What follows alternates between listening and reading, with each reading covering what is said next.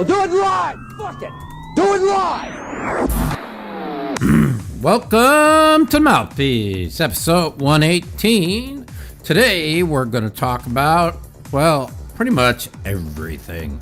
Last time we were on, I was half out to lunch. I was so tired right after the series, but we're going to talk about the upcoming football season, football realignments, politics, WSOP, the state of poker. Mouthpiece is next.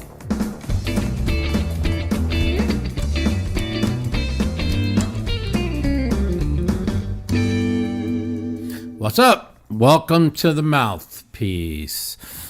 Episode 118. How's it all going today? Got the gray beard. I haven't left my bed in 3 weeks. I went out to eat once. I've been really struggling with a lot of pain. So I'm trying to get physical therapy set up from my doctors to work on this left, the left leg that the massage therapist was really working on this right knee and trying to get it out of pain. And then she strained the left neuralgia parathetic nerve.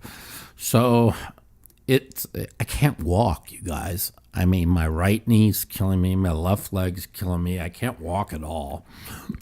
That's the bad news. The good news is I went and got an MRI to check on the disc that's pressing on the spinal cord, the one they said I was going to need surgery in 2 years, and it's been 6.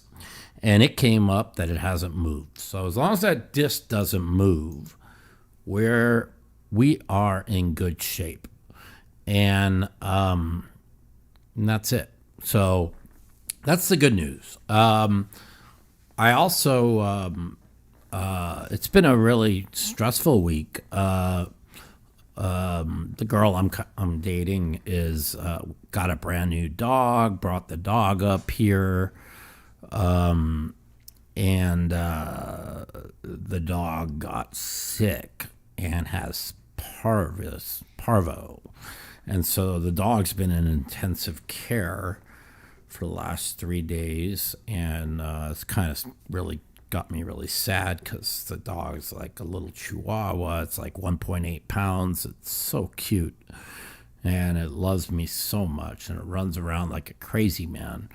So it's such a small little dog, and so it's kind of, I kind of got it attached to the dog, and she kept saying there's something wrong, and I'm like, there's nothing wrong. I'm like, the dog's eating perfectly, is running around, she was right, and the dog was really sick, and we took it to the vet when it was here, and the vet, of course, overlooked it because the dog was eating and running around, and now the dog has not eaten since Friday. That's the bad news. The good news is the dog's still alive, and the doctor said that he probably wasn't going to make it. And but if he made it through the night, the last 2 nights, that was a good sign. So, listen, that was the negative. Those are all the negative things. The good news, like I said, MRI came up good. So somehow, some way, they are going to have to figure out a way to get my knee out of pain and my left neuralgia and parathetic nerve out of pain. And I'm going to go do physical therapy the next 3 weeks, hopefully 3 to 5 weeks, whatever it takes. I'm going to go 3 days a week and see if there's a way we can get this nerve, these legs, to be out of pain, because it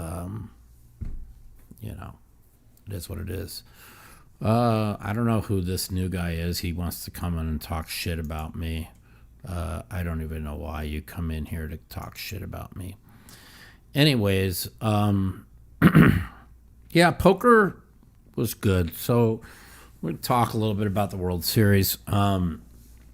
I really, really, really, really should have won at least one, maybe two. I made a couple of mistakes late in these tournaments, and it really kind of sucks.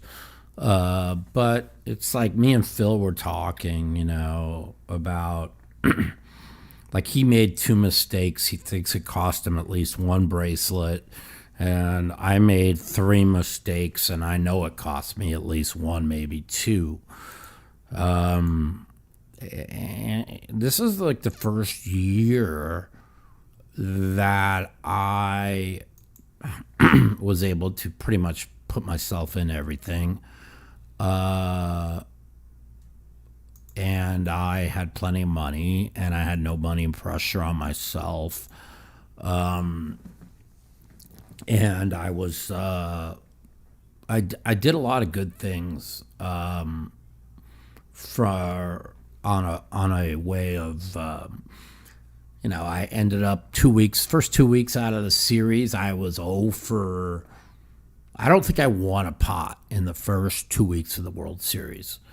And I needed to fix that. I needed to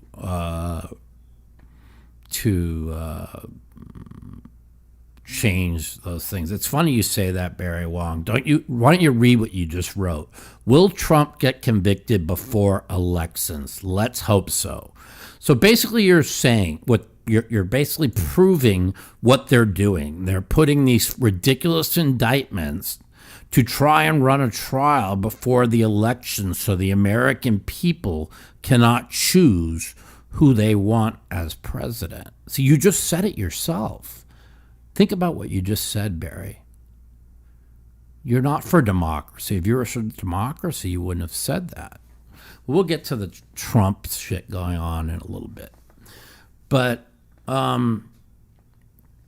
anyways, so I didn't win a few. So then I decided that I was really struggling with pain.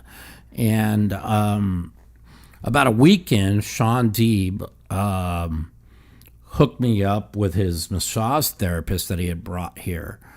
And do we need this guy? Should we just get rid of him? We don't need somebody on here talking shit, right? I mean, we'll give him one more warning and then we'll just get rid of him. And anyways, so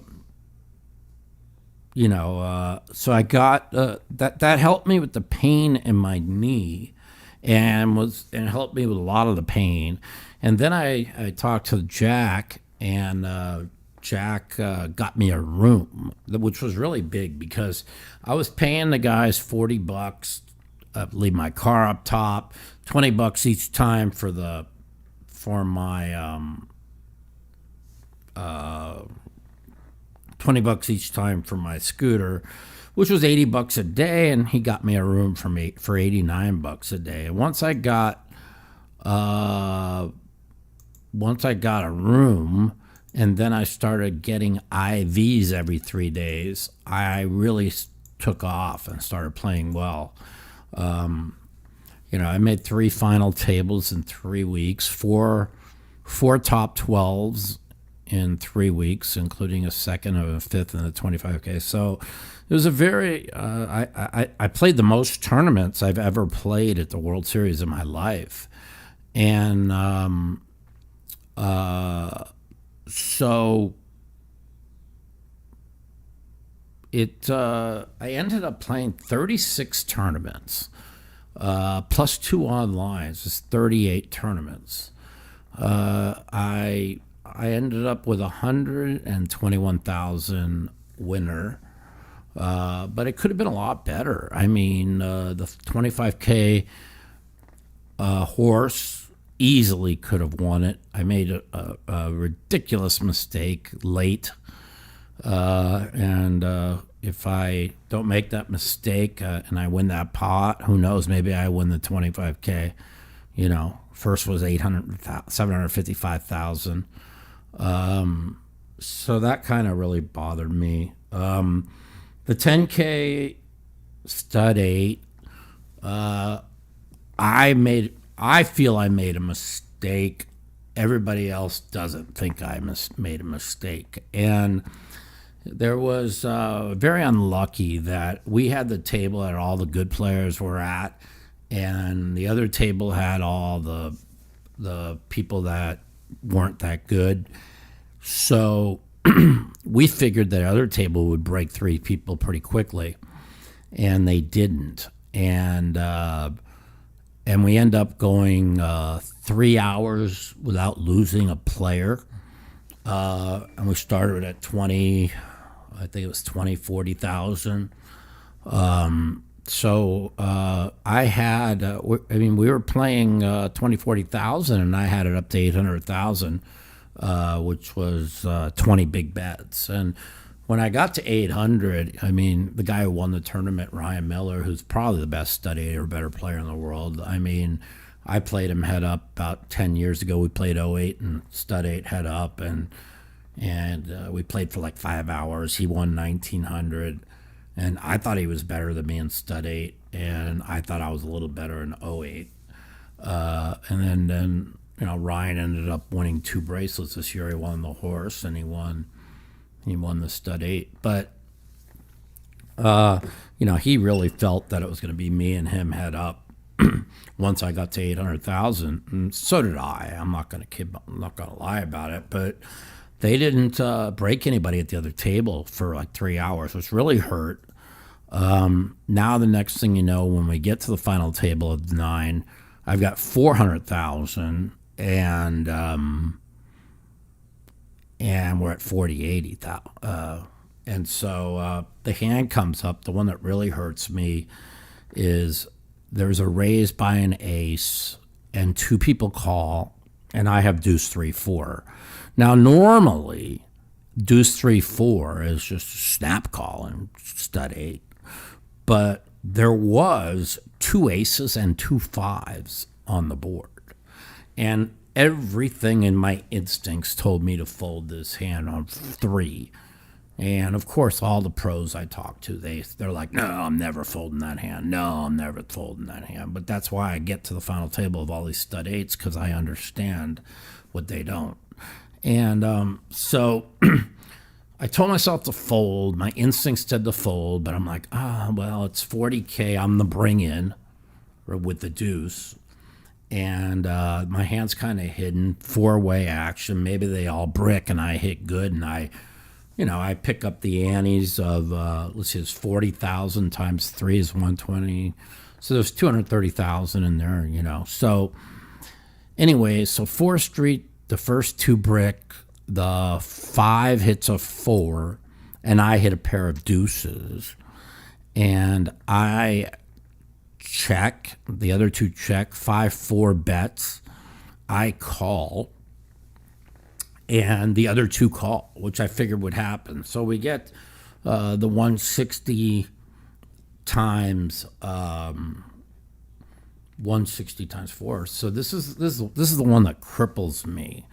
And so on 5th, I catch an ace, which is huge because 2 aces out. So now we have 1, 2, 2, 3, 4. The 4-5 catches a 7. The other 2 bricks hit a brick, and now I'm head up. The 4-5-7 bets. Now I know he's got a 6 in the hole for sure. He's most likely to have 6-7 or 6-8 in the hole. So this is really the one that really is a really tough spot. So now we're we're playing. I think we're playing 30-60 or 60-120 at this time. I'm not sure. Might even be 50-100. But now I call a big bet. I catch a 4 on 6th. He catches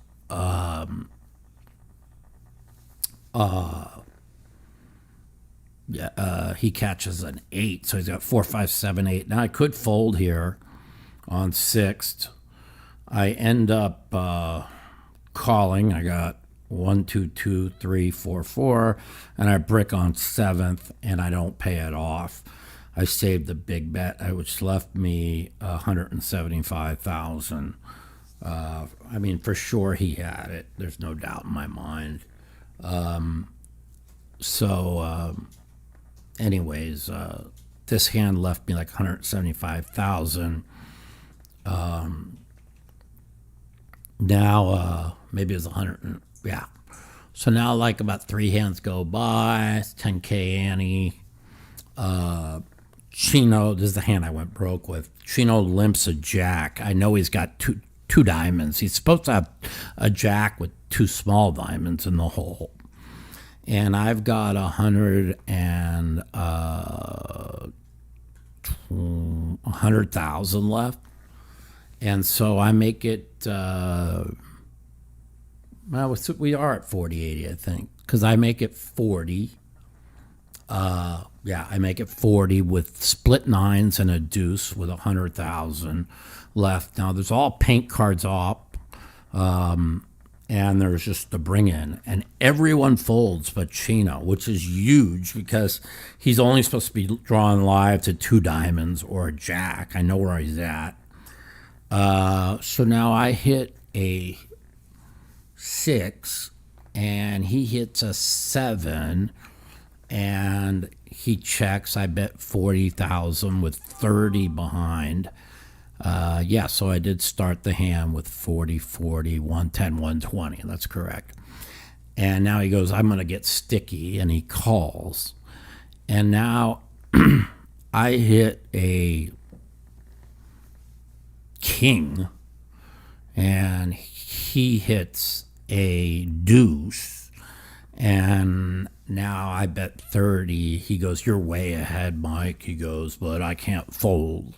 And he calls, and his hand is a jack of diamonds, and he's got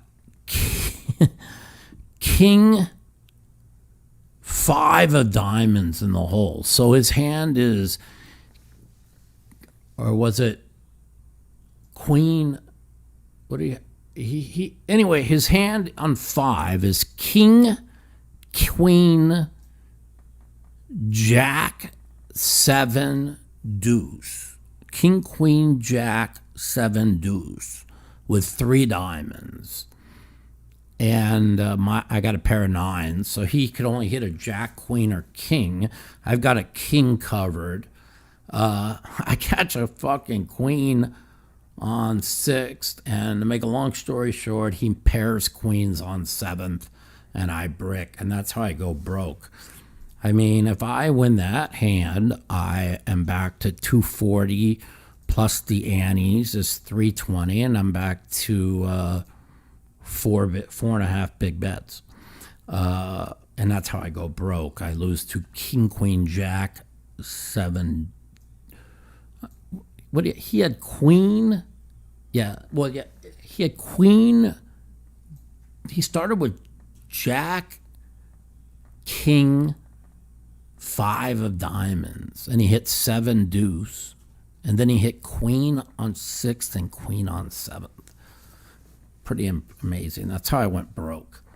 How we got, we got, I told you the hand we got crippled. Then there was the hand that when we had like 700, this is the hand right before we went to the final table against Chino. It was that also cripples me.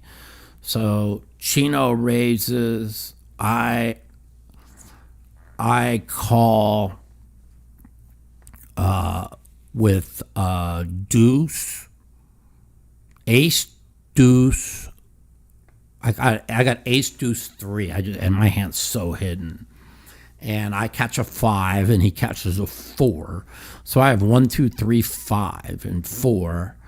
And I check, and he bets all the way. And I call, and I catch jack and a queen, and he catches paint.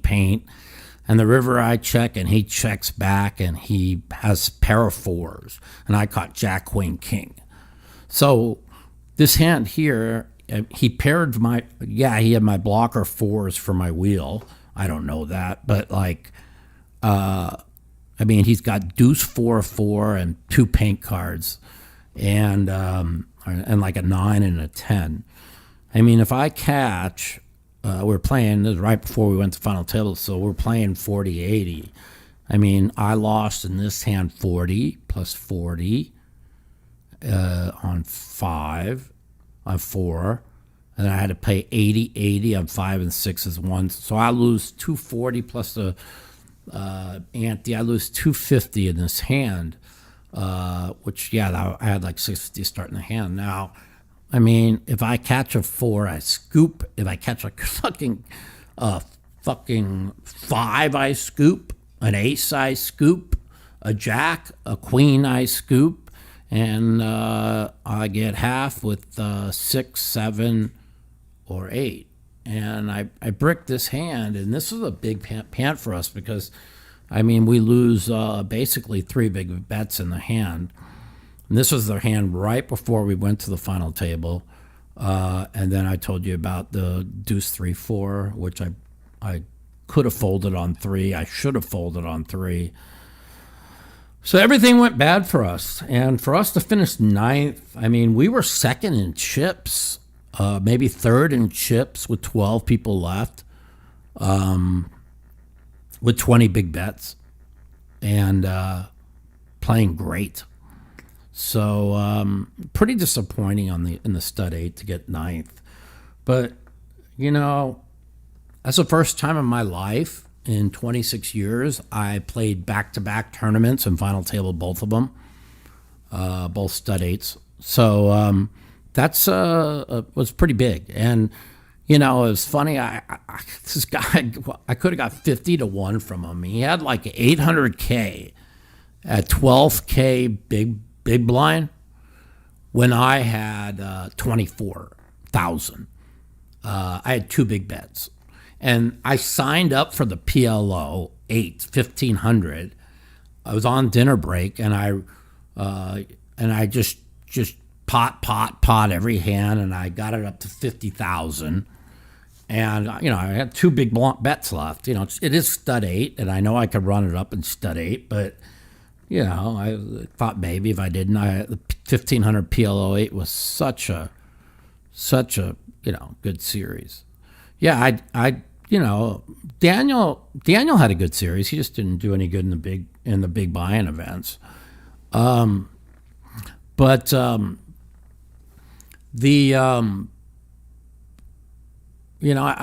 should have won head up. I mean, I struggled mentally the last hour head up.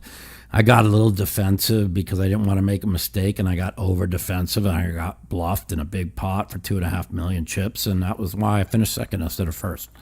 So, I'm going to win that 9 out of 10 times. I didn't play my best, and I didn't win. But it was, it ended up, people, I could show you, all the people who, finished in the top 20 of best all around, right?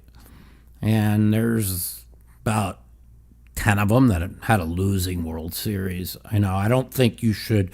The best all around is kind of broke. I mean, they're basically giving you points for volume.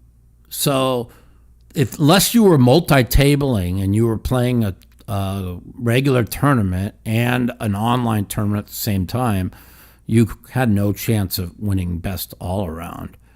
Kind of stupid, and I've been tweeting about it and talking about it, and it needs to be fixed. I mean, I'm killing myself every day in the worst pain imaginable. Could barely fucking walk, and these people are multi-tabling, playing on their computers, and online tournaments. They're different games, and online and live are 2 different games. I mean, you gotta know all the GTO bullshit, which I don't. if you want to play online. You can't see anybody, so you don't know how they play. It's a joke. Yeah, I don't even understand how they could run online bracelets and include them in POI. It makes no sense. I'm really against it. And, the guy who won, I don't know, but, he didn't do anything wrong. He just went with the rules, But, he won an online $500 bracelet for $120,000. And then he had 9 online cashes, and he won best all around. I mean, it's kind of comical to me, I don't know. It's they're basically rewarding people for volume, and there's no way that the online should be included in best all around. It's just ridiculous. And I mean, I'm killing myself every day. I wouldn't have won anyways, but the truth of the matter is if I would have won the 25K and I would have won the stud 8, okay, and I would have won the 10K stud 8. Let's just say I won all 3, the ones I finished 9th, 1st, and 5th.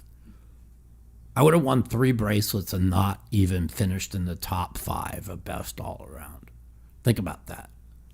And nobody's won 3 bracelets since, Phil in 1993? So the thing is broken. It's just broken. The best all around, the point system is just broken. So, and it rewards people who play volume. I mean, Sean D won a bracelet, okay, and lost $700,000 on the World Series and got second in best all around. Congratulations, you lost $700,000. You got second place on best all around. Come on, man. How could you lose $700,000 or $800,000 and be considered for best all around? So, like I was saying, it's real easy fix. First of all, no online bracelet. Online should count towards best all around. Okay, when you cash, they like, well, you want the smaller buy-ins to have a chance. Okay, so you get field bonuses. You keep what they have right now going with the field bonuses and the smaller buy-ins, which is real important. But when you play and you don't cash, so whatever points you would get in a 250K or whatever, you get subtracted. So points, yeah, you get a lot for the 250K, but like you if you don't cash, you get subtracted points when you don't cash. It's real easy. When you don't cash, you get subtracted points. When you cash, you get rewarded points. This way, whoever has the best World Series based on not just cashes and money won, but it just is going to reward. It's going to have a point system that rewards for winning, and that it's just something that needs to be fixed. I mean, Phil got here. Give you an idea. Like Phil finished 10th in best all around, right? And if there was no online, he would have finished 5th. Okay. Phil won a bracelet. He had like 5 top 15s. He only made 1 final table, but he won it. And like Ben Yu got 9th, right? Ben Yu got a 4th in the stud, and he also got I think a 9th in the, might have been 10th in the PLO 8. And then all the rest were like min cashes. And Ben Yu max late regs every single tournament, so he's going to get a ton of min caches. And because all you have to do is win first one or two pots when you late reg. And I'm not taking away anything from Ben Yu, but like Ben Yu had a losing World Series and Phil had a winning World Series, and Phil played the 250K. So Phil played the 250K and the 50K, and Phil still won like 600,000 in the World Series, maybe more, 700,000, right? And Ben Yu had a losing World Series and finished in front of him on the best all around. So it just can't be. It's broken. I mean, and it's an easy fix. You don't get. Ben Yu had 9 online caches. I didn't. I think I played 2 online events. Every time I was not in a tournament, I was sleeping, man. I was beat. So. I definitely think online shouldn't count. I mean, the ladies event and the seniors event don't count, right? Towards best all around. And they also don't count towards fantasy points. But the 250K does. Well, let me ask you this. They say, well, half the people that people aren't seniors or aren't ladies can't play. Well, first of all, you can play the women's event if you want. Okay, so you can. First of all, you don't even have to pay the $10,000 for it. You can just identify as a woman for the day. They can't do shit. And like the seniors event's $1,000 buy-in with rebuys or whatever, and it doesn't count. But let's be honest, how many people could play? How many people can afford to pay the 250K? So would they have 100 something people, and 90 of them were staked? So. Should that count? Should a 250K buy-in count towards best all-around? I can't afford to play a 250K buy-in. So maybe that shouldn't even count, too.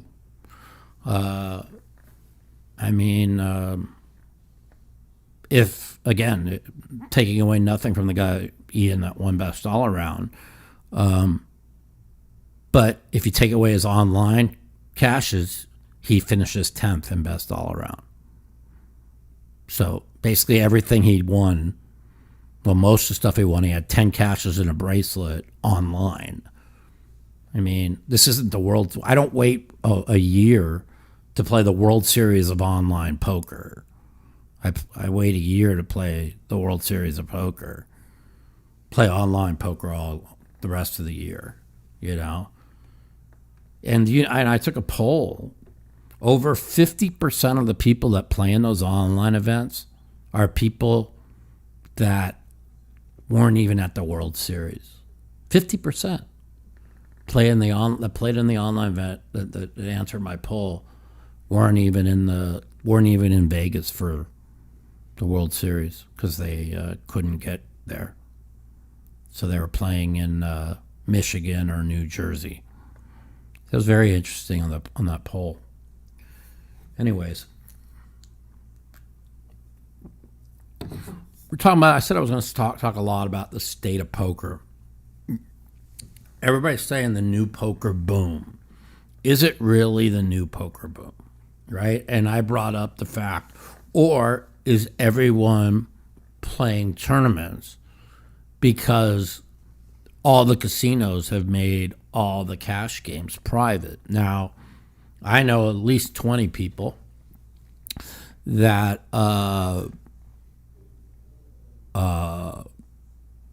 were playing tournaments because they couldn't get in any of the live cash games. So I think they need to fix the private games in casinos. I think it's a big problem, and it's really important because people are playing tournaments because they can't play in cash games. And that's just the truth. Now, JD Realty, you made a good point. That won't happen because they lose out on a lot of money. Well, only 7% in my poll say they play the online events for Player of the Year. So they're really not losing out on much money. What are they losing out on? Maybe like $400. I don't know. There might be There might be 7%. So let's just say people playing for online, there's like 50 people. So what's that? 50 times, maybe it's the World Series, $5,000 in break. Playing online during the World Series. I mean, it shouldn't. The World Series the online should never ever be included for POI or fantasy points. Can you imagine fantasy points because of how you do online? I didn't even know. First of all, I didn't even know they had that many online events. I thought they had like 3 or 4 of them. I don't know. But anyways, everybody thinks the poker economy is so good. You know, you're watching all these high rollers. I mean, everybody's being staked in all of these things. You know, all of them. That's it. They're all being staked in all of them. And so it is what it is. Like Daniel's not, but everybody else is pretty much, like 90% of them. Anyways, I just wanted to talk about that. And Florida, the poker's great in Florida. Poker's good in Texas. I agree with you there. The poker rooms are not jam-packed in Vegas. I'll tell you that right now. And it's tough to tell you. It's tough to make a living playing poker right now. I mean, it's just it really is. If you had to play in these casinos games, they're not easy, man. You know, the live ones, all the live players are playing in private games. So playing poker for a living against all the best players in the world is not easy. Not going to lie to you. So anyone out there that wants to be a professional, good luck to you guys. I don't recommend it. I said it before, I'll say it again. Playing poker for a living is not easy. I commend everybody that plays tournament poker for a living. Wow, that's the toughest shit ever. You know, last year I lost like 5,000. I have a winning year every year. I usually win between like last year I lost. Like I said, I ended up losing like 5K, but I struggled last year. You know, Flash got sick. He had a stroke 2 weeks into the series. I was mentally really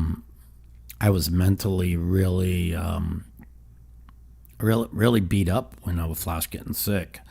This year I was really mentally in a good frame. I'm not gonna lie, I had 2 mental breakdowns. Second hour of head up in the stud 8. I struggled mightily mentally, and day 3 of the main event, I struggled mentally mightily, and the rest I did good. Those are the only 2 really bad Adderall days or hours that I had, and they were both self-inflicted. I at dinner I was making a decision whether I wanted to take an extra half Adderall when there was 4 of us left or 3 of us left, and I elected to do it. I wish I never did it because I know that sometimes if I take too much, I get a little bit manic, and in the second hour, I struggled mightily. And I took a half a Klonopin, and I tried to just play a little bit tighter because I was a little bit off, and unfortunately, I wasn't able to play my best, and I kind of gave it away. So, hey, it happens. He played good, head up. I just I didn't play my best, and I made some mistakes. So I overfolded a hand, and I overfolded a hand 5-handed in the 25K. So hey, it is what it is. I made a mistake, and a couple of mistakes, and it cost me a couple bracelets, and that's okay. You know, nobody in the world has to play under the conditions that I have to play in. And so the fact that where's that idiot that works on the World Poker Tour? What's his name? This fucking guy. Which idiot? What's that? Which idiot? The guy that said I can't win again, I can't beat any of the best players in the world anymore. Yeah, that fucking guy. He works for the World Series? He's the announcer. What's his name? Oh, Tony Dunst. Tony Dunst. How's Tony Dunst doing? How'd his World Series go? Did he make 121,000? I bet he didn't. I wonder if he made 3 final tables. Oh, I bet he didn't make any. Playing the best players in the world. Yeah. All right. So, I should have probably made about 600,000 or 700,000, and and I'm gonna, because I learned some things this year that I was struggling with in the recent years, and that's about it. So football's coming up. We're gonna give out our over-unders. I'm pretty sure I'm going 5,000 over on the Bears and 5,000 under on Carolina. Those are the two that I have found so far. But there's others. I'm kind of looking at. I think Cincinnati over 11.5 is a really big number. I don't think they're going to win 12 this year. Not in that division. It's a tough division. But I do think Cincinnati's going to has a great chance of winning the Super Bowl. So 12 games in that division is not going to be easy. But we'll see. Could you silence your iPad? What's that? Or put your iPad on vibrate or something? Oh, It's going to do with all kinds of chimes. yeah, I could turn it off. I forgot. But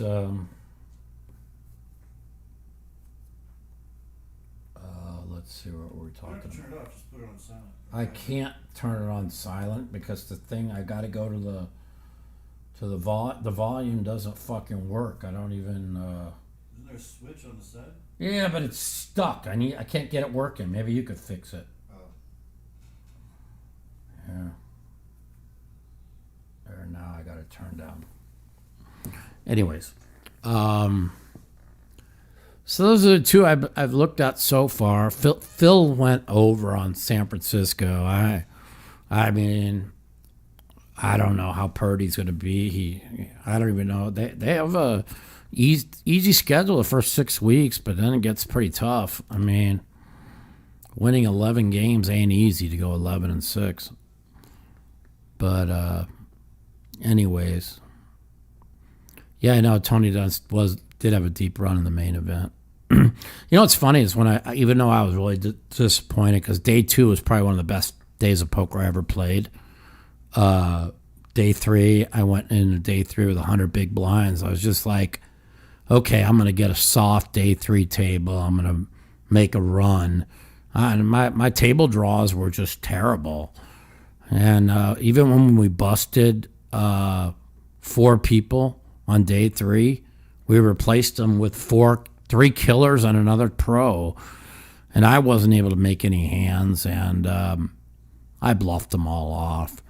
But that was good, because then I got in the 25K horse and got 5th for 186,000. And it was funny. You have to get, for me to cash for 186,000, I had to get to day 7 of the main. So, and the truth of the matter is, I was 4 people away from winning 750K. Now you got to make the final table to get 750K. So me blowing up on day 3 of the main was very profitable for me. And when I did it too, and as bad as I played, and I told everybody how bad I played, yeah, I was on a mission. Like, I just went to bed and laid in my room and was on a mission in the 25K horse. And I had a lot of things go right for me in the horse on day one. It was the first time we went to day two with a stack. I mean, it felt good to win some pots on day one.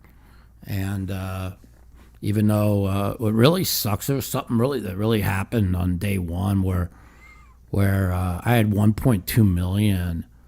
We were like with 3 hour on the going into the bubble, and the 3 hour bubble was brutal. Like Josh Aria calls on 5 against me, just in a horrible spot. And he was drawing just dead, and he hits a 2 outer on the end. Josh Aria is a luck box. Yes, he is a luck box. And then he beats me in this pot and started talking shit. And then I beat him in the pot and talked shit back, and he got all mad. And we kind of got into it, but he apologized. I apologized, and we're just in the heat of the battle. But yeah, Josh ran like God. I mean, he fucking sun run the final table, and you know, when I got to the final table with 2.4 million, 2.2 million, I mean, I had 11 big bets, and I felt pretty comfortable. You know, just didn't work out. Yeah, Sean Deeb is definitely the best tournament player in the world. I mean, all around. I mean, how could you say he's not? He just won a high roller in Florida for another 300,000. I mean, Sean Deeb needs to work on his stud 8. I mean, I thought he played really, really reckless in the stud 8 when he had like 1.2 million, and I had like 150,000 in the 1,500 stud 8. I thought he got reckless. I also thought he ran kind of bad too in a couple pots. But you know, when you play a lot of hands and you're always in your betting max, you're going to, you know, you're going to take a lot of. I think that Sean Deeb needs to adjust once he gets a hold of a lot of chips late in some of these tournaments. A lot of them he just doesn't. He doesn't kind of slow down, and he wanted to play the 25K PLO so bad, or the 50K, whatever it was, and I thought that he got reckless. For him to get 17th in the 1500 stud 8, I thought he had to run really bad, and he had to play kind of reckless, which I thought he made some mistakes, and even when I was down really short on chips, I never really panicked. And I was positive I was going to win that tournament. I mean, I had the miracle where I made quads against aces full. When I had trips and a low draw, I was all in 4 ways. But, I got me back to like 4 big bets. But, you got to play perfect, and I didn't. And, other people can make mistakes and get rewarded for it. Like the ace, deuce, deuce, 3, 4, 4, if I just fold that on 3, and when I make a mistake, I get punished, so. Is winning bracelets overrated? Yeah, I think they are, I think they are. And because I've watched too many of these bad players just run so pure, but you got to look at it. There's a lot of good players that win. I mean, look at Ryan Miller. I've been telling him for years what he needed to do, what he wasn't doing, and he made the adjustment this year. And I saw right away when he checked ace 5 when it to a guy that hit, when he had aces too, and a guy had count of 4. I said, "Oh, you finally figured it out." He said, "Yeah," and he was there's an old saying in poker, especially in limit poker, a bet saved is a bet earned, and when the chip leader is sitting on 15 to 20 big bets, and the average stack is 8 big bets, 9 big bets, you can't make mistakes, and you got to save bets. You got to check back big spots, and save a bet, and because your edges are just not that big. And so they used to, but they need to, they fucked up a lot of the structures. And they need to fix these structures. Like, they were so good 2 years ago, and now they're fucked up. And I just don't understand how they could be so fucked up. They just started giving too many chips, and they just ruined it. And I mean, we used to have 2 hour levels on day 1. 2 hour levels, the last level of day 1 and plus day 2. And now they changed it to 90-minute levels. And they're all fucked up. And so, how they fucked it all up is because they gave too many chips. So, yeah, I mean, now it's so fast early. I mean, the 10Ks were 40 minutes, the first 6 levels, and then hour the next 4, and then with a double level at the end, and then 90 minutes on day 2, which they let you have day 2 reg, 60K in chips where you'd get 8 big bets. I mean, 8 big bets. I never saw 8 big bets in any tournament. So 8 big bets is 3 ants to the river. So, I know of 4 people that bought in on day 2, including the guy who won the 50K no limit hold'em. He bought in on day 2. Day 2 reg is a joke. It's another insult to poker. Anyways, let's take some phone calls and see what y'all want to talk about. We talk about politics if you guys want. We could talk about what's going on in the world. Yeah, let's take some phone calls.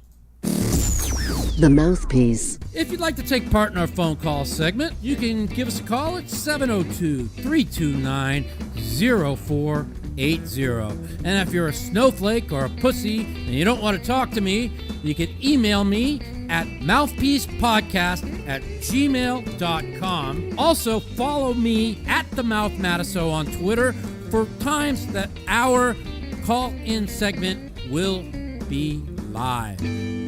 702-329-0480. Give me a call. We talk about whatever you want to talk about. I saw Ivy just won a 60K buy-in, super turbo. And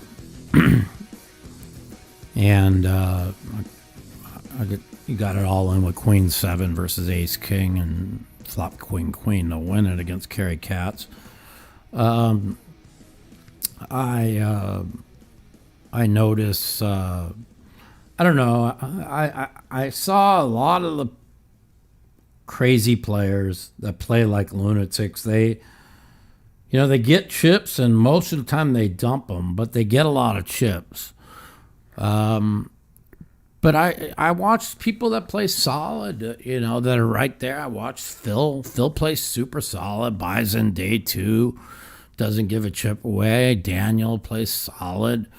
Daniel, even though you could say Daniel didn't have a good World Series, Daniel I think he had something like 5.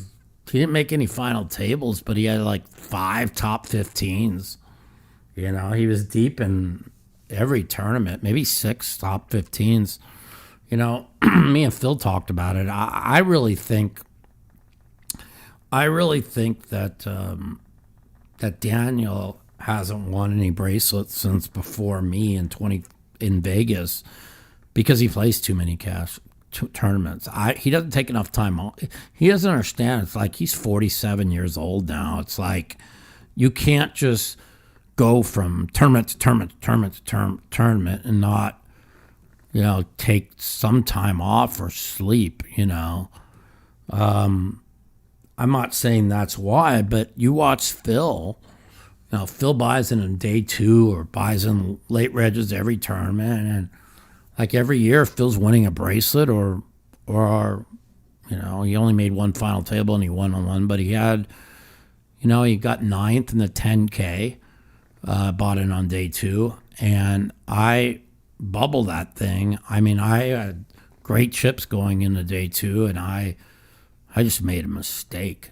I made a huge mistake in 2 pots.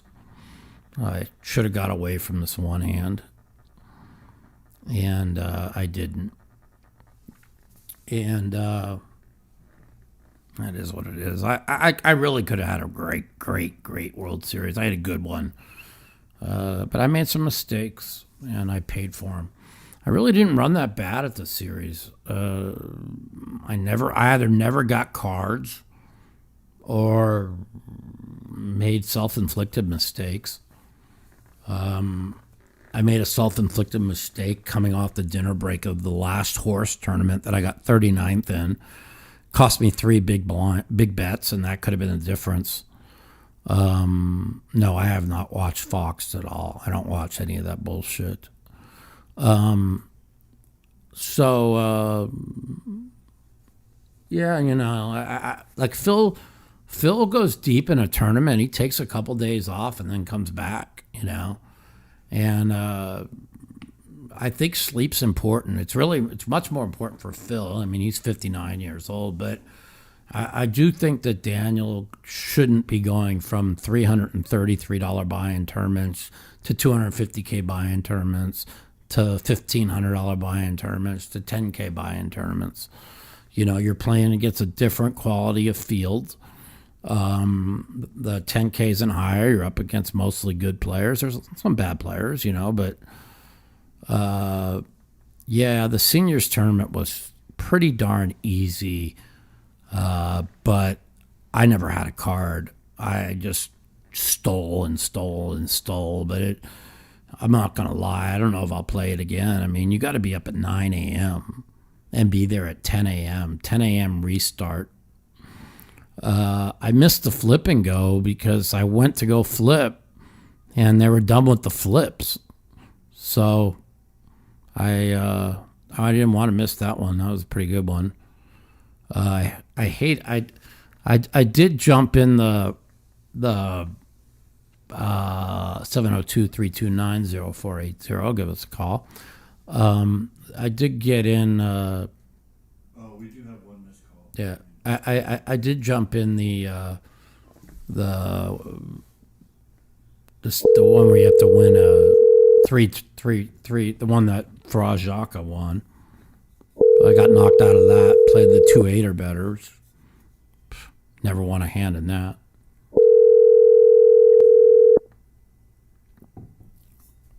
All right. Hello? Yo, welcome to Mouthpiece. Mike, what's up? Hey, Mike, how you doing? Good, man. How are you? Pretty good. Why aren't you playing the 125K high roller? Is it in Europe right now? Yeah, well, I can't really move. I can't really walk, let alone fly to Europe. That's fair. And I, unfortunately, because of my health, I just can't fly around the country or play tournaments anymore. So, things have been tough health-wise, and so I just have to do what I have to.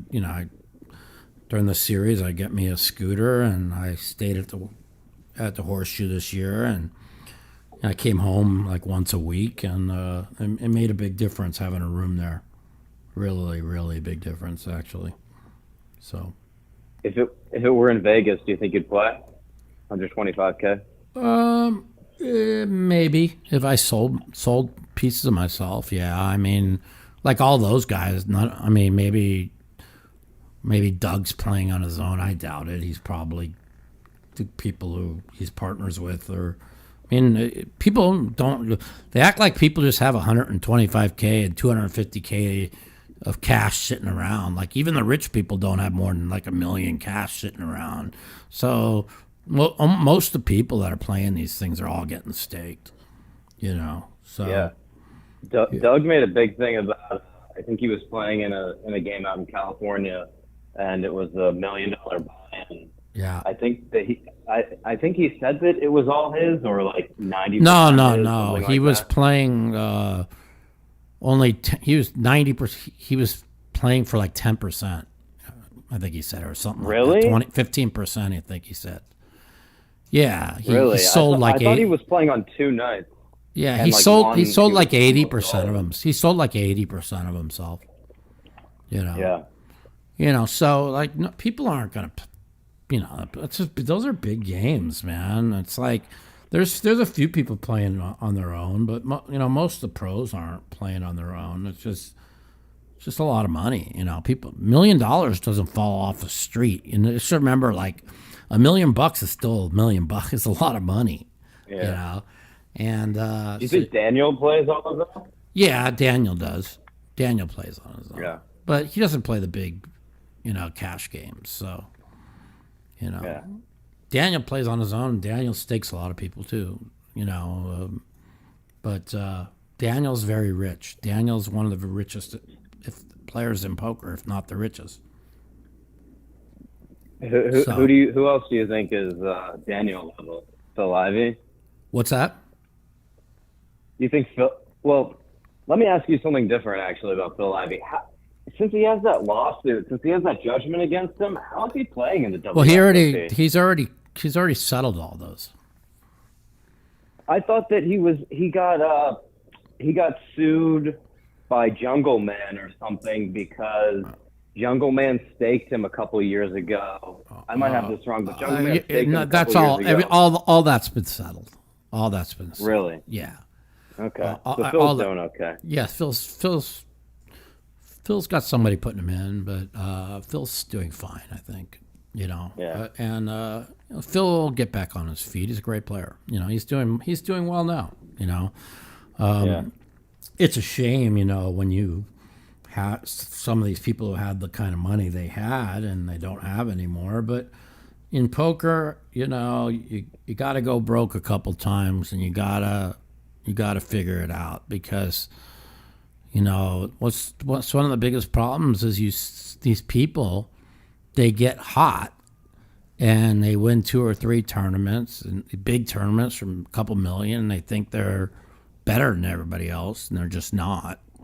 And that you see it in the high rollers. You see it every year at the World Series. Somebody gets hot, and then they don't win a bracelet for 4 or 5 years. You know what I'm saying? And they think they're great, and they're like, oh, what happened? And it's just reality. The tournaments are hard to win, man. I don't care how great you play; they're hard to win. That's why when I put myself in position to win and I'm playing my best game head up, I'm supposed to win, and I didn't. And it's something that's going to haunt me for a while. So I really, really made some mistakes, but that's poker. Yeah. Well, we're all happy for you that you got second. I know it doesn't feel great, but Yeah, that was good. I'm just disappointed because I know if I played better, I would have won. The horse tournament that I got 5th, I played really, really good to give myself a chance. And then I played I lose a big Raz hand, where maybe I could have folded on 4, and then instead I peel and I'm drawing. I got a big for it all, and I got a big fucking draw at it, and I miss it. If I win that hand, I'm sitting at 3.5 million, 8-handed, and I probably got, I probably get top 3 at least. Top 3, it was another 200,000. Like third was 350, second was like 500, and first was like 750. So a little disappointed I didn't get at least top 3 there. Yeah. I made a mistake in one hand, and I just didn't get lucky on another in a big Raz pot. So, but overall, I thought I played really good in the 25K. I feel like I deserved a little bit better. The one hand the night before, I mean, on the night we had the 3 hour bubble, which was so brutal because the 3 hour bubble really hurt the structure of the event. I mean, that's why we went from 15 to 2 in 5 hours on day 3. See what I'm saying? And I had the good table draw on going to day 3, and I spun it up to 2.4 million. You know, I had 2.4 million. I wanted 200,000, so I had 12 big bets, and I was like, at that time, I was probably third or fourth in chips with like 11 left. And then nothing seemed to go right after that. I don't think I won one pot. I won one pot at the 25K final table. I beat the guy. He had 135,000 in chips. But that was it. I was the only pot. I won one pot at the final table. Josh won 30. You know, I mean, Yeah. it's limit poker. You can't just try and make hands. You gotta play solid. You know, you gotta play good. Yeah. And How long are you going to be thinking about that, Mike? what's that? How long are you going to be thinking about that? The 25K, I mean, the hand that Josh Aria beat me, that kind of crippled me, that I was able to come back from the night before was gross. But the second, I think about every day, you know, because I think about, I understand. I know what I did wrong. I got in defensive mode because my brain got a little bit off, and when you can't be in defensive mode head up, you know. But I thought in stud 8, if I play a little more defensive and start limping a lot, which I did, I thought that it was going to be a better spot for me. And I overthought a hand. I overthought 2 hands, one in the 25K with 5 people left, and then one in the one in the stud 8 really hurt. When I made the pair of 7s on the end, I got a call, and I should have known. I just fucked up. So it is what it is. Anyways. It was good chatting with you, Mike. You got it, my man. Thanks for calling. Man. Good luck with your health. Yeah, of course. Take care. All right. Yeah. 702-329-0480.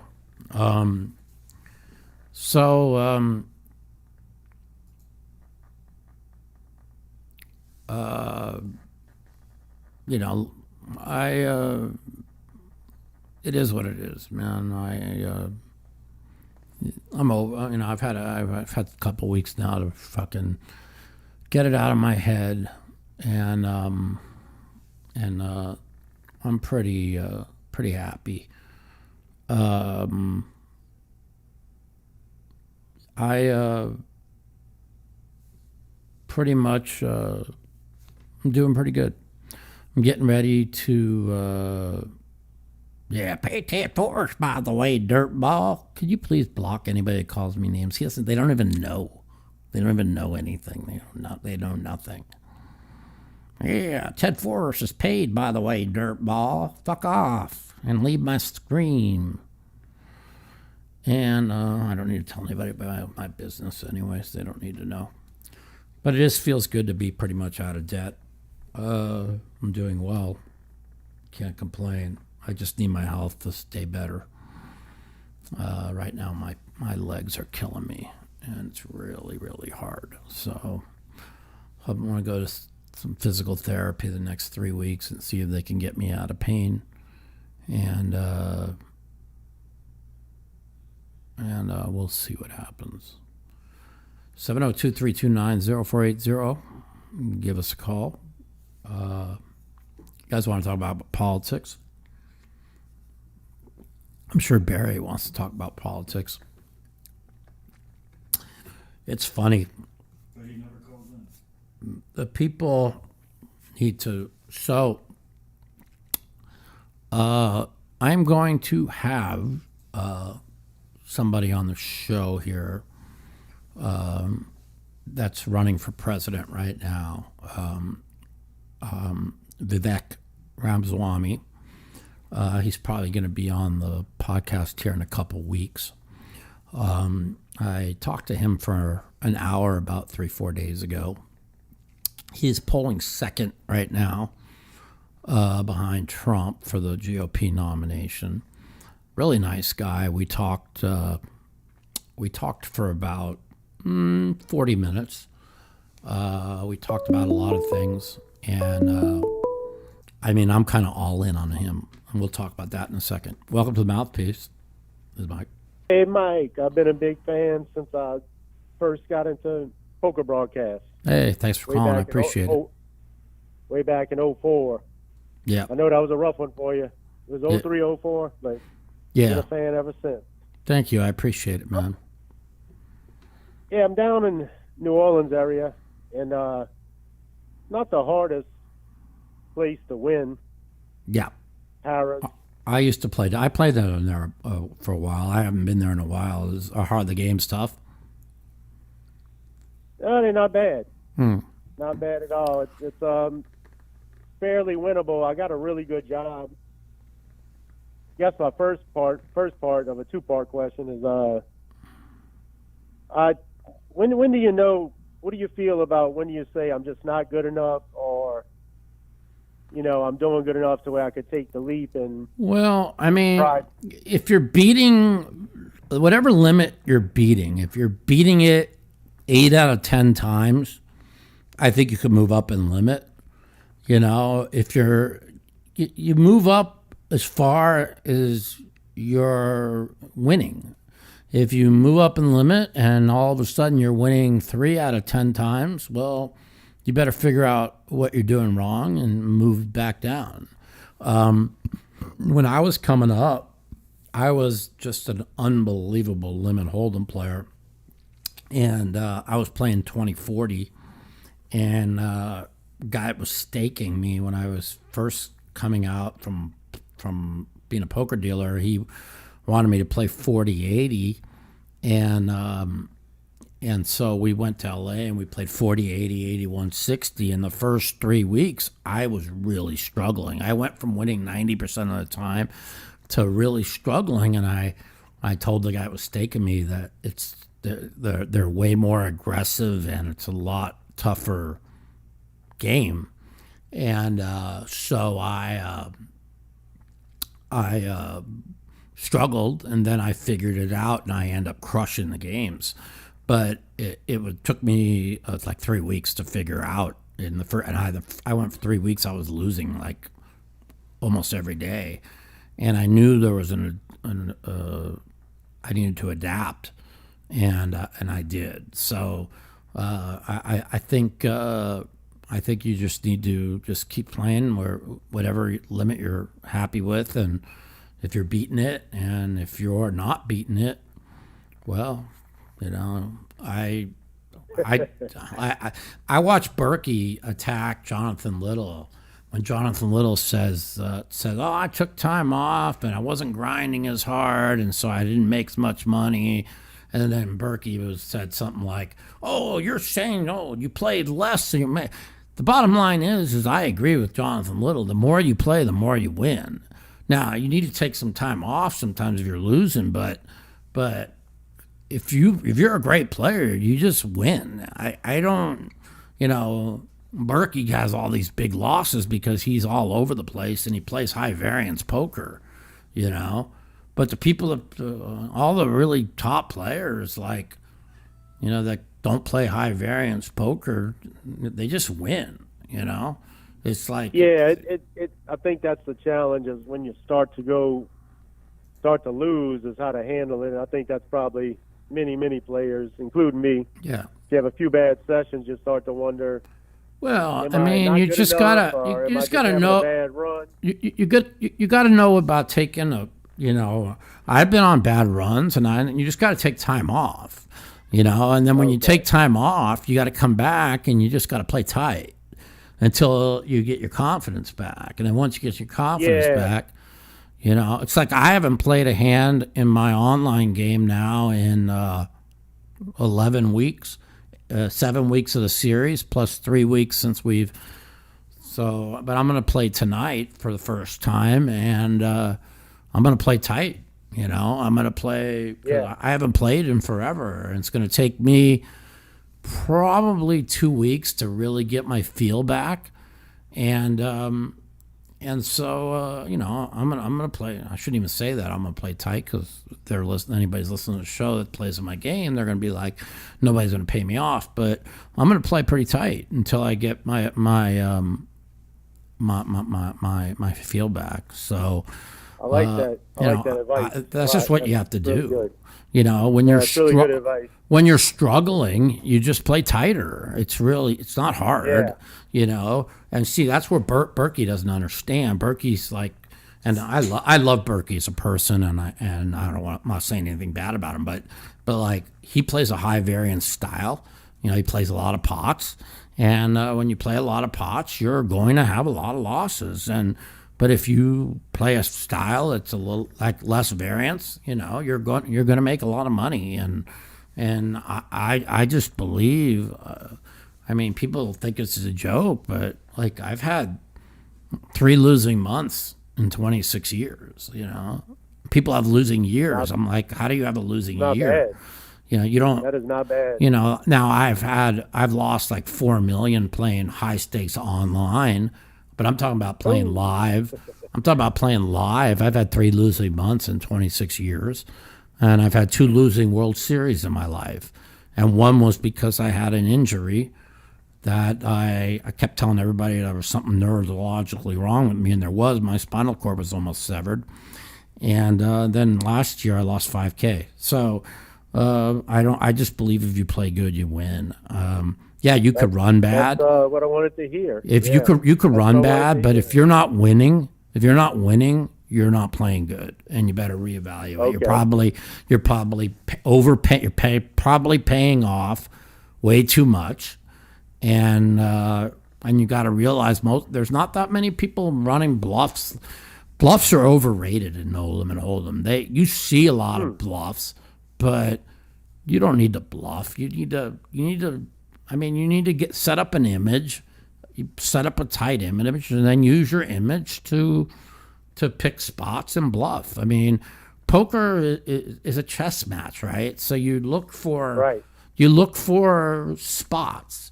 You know, it's like, why every year am I at an Omaha 8 or better or stud 8 or better final table, right? Because I understand situations and spots, and when I do make a mistake, like I did when I was 5-handed in the horse, I mean, I should have never defended in an Omaha 8 or better pot, so that crippled me.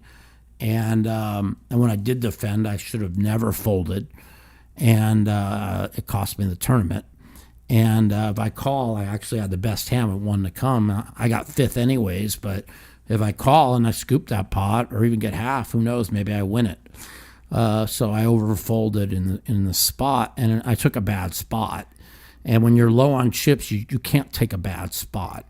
And tournament poker is, people think you have to be so aggressive, and you do in spots, like when you get a hole of chips. But most of the time, most people are sitting on 20 big blinds and no limit, and 5 to 10 big bets and limit, and you just need to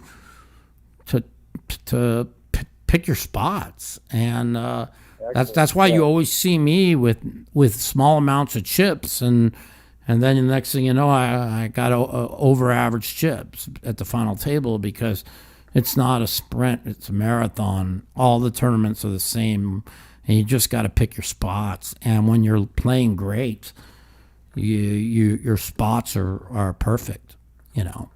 Excellent. Well, that's excellent advice. The second part of the question is, I heard you say several months ago that Nick Airball would end up going broke, and wouldn't you know it, Yeah. he went on a really, really bad run. What do you feel about these players that are getting famous Well, by losing. I- Losing that's going to take me 5 years the to thing- make in one well, night. You know. I don't want to say anything because there's some people that I don't think are on the up and up, you know, and I just feel like, you know, it's. I've never been wrong about somebody. If I tell somebody, if I say you're going broke, you're going broke. Okay, there's no two ways about it. There's never been a person I've said is not going broke that didn't go broke. You know, there's not. Wow. Listen, I've gone broke 9 times in my life, you know, and it hasn't been because of poker. It's been because of things outside of poker. And once I fixed that, then I fixed everything. So, you know, it's like when I tell people, well, I quit betting sports, right? They're like, oh, Mike, you're still betting sports. You always talk about the $500 or $1,000 you bet on a game. Well, I could bet $1,000 on a game the rest of my life and never go broke. You know, I used to bet 5,000, 10,000, 50,000, you know, crazy things. Like, they had to do everything in their power to hold me back from betting 100,000 on Vegas in Game 5 against Florida. And I was positive they were going to win. But you know what? All I kept telling myself is, don't go down that path. Because so what? I would have won. I would have won 100,000, right? Now there would have been something else that come up down the road. Oh, I can't lose. I know they can't lose. I'm going to bet 100,000. Oh yeah. Then I'm going to lose, Oh, yeah. right? We have and then sports, and then I'm going to chase it, and then I'm going to go broke. See what I'm saying? So, Oh yeah. you know, Yeah. did I was that? gambling now in Louisiana? So Yeah, and I was exactly the I was temptations you mean there. I mean, I made a big bet like on Game 5. I mean, it was probably the biggest bet I've made in 5 years. I bet $3,000 on Vegas in Game 5 because I wanted to pay for my ticket. You know, I had to pay $2,700 for the fucking ticket to go to the game. So you know, but it's like I was. It's like my friend said. He goes, Mike, you're acting like you didn't bet something big. He goes, you bet $3,000. That's the most you bet in 5 years. You know what I mean? And so, you know, I'm gonna go down. I'm gonna register for I'm going to register for the what's it called? The 8 million for the suicides over at Circa, and I'm going to register. Instead of the mistake I made last year is I bought all these tickets to these the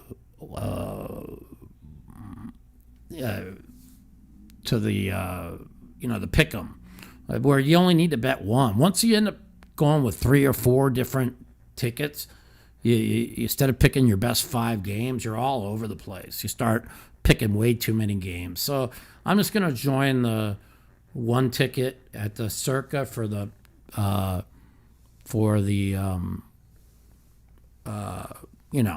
pick'em, and I'm going to join the 2 suicides. So, and we'll go from there. Well, my last statement is I find it fascinating that you, Daniel, Phil Hellmuth, got famous for being good players with good personality, interesting personality, whereas today I feel that on the live streams, seems like the more you could buy in for and lose, the more famous you get. Well, So it's very interesting. I mean, it's pretty. It's pretty crazy. Personalities make streams, but you can't lose. I mean, it seems that way, yeah. I mean, you got. I mean, I don't know. Every time I play on a stream, I win. You know, I mean, I've noticed that. I think I've won like 40 out of like 42 times on stream. You know, it's like you got to play good. I mean, you know, I'm fortunate where if I wanted to go play Hustler Casino, I could go play anytime I want. You know, I'm probably going to go if I can get myself out of pain here in the next couple of weeks. I'm probably going to go play the Bicycle Club WPT, and then I'll probably play on stream for a week at Hustler. You know, but Great. Great. anyways, Yep. Well, congratulations on a good World Series, and I appreciate your answer. you got it, my man. Thanks for the call. Appreciate it. All right. All right, take Thank care. you, Mike. 702-329-0480. Unfortunately, they don't think Trump's going to lose, or they wouldn't be indicting him. They're very worried, and they've taken it. The indictments are a joke. If you've read the indictments, they're complete jokes. The only one that's got any teeth is the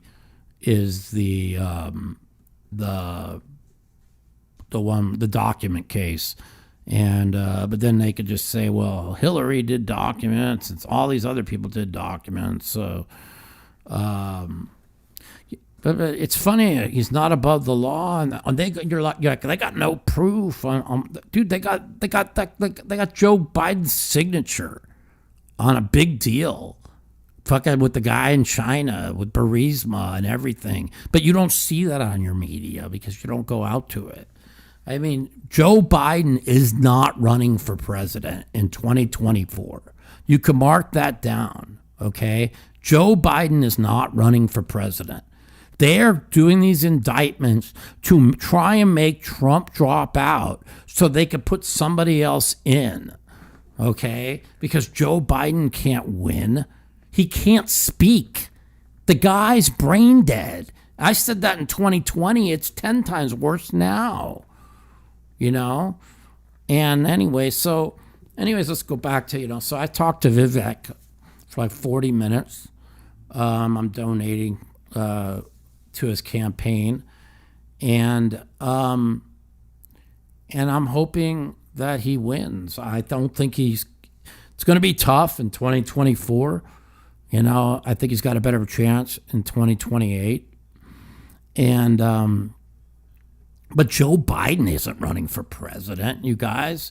Joe Biden's so corrupt. They got so much stuff on him. They don't have anything on Trump. They've made up shit on Trump. Okay? And I'm not a Trump supporter.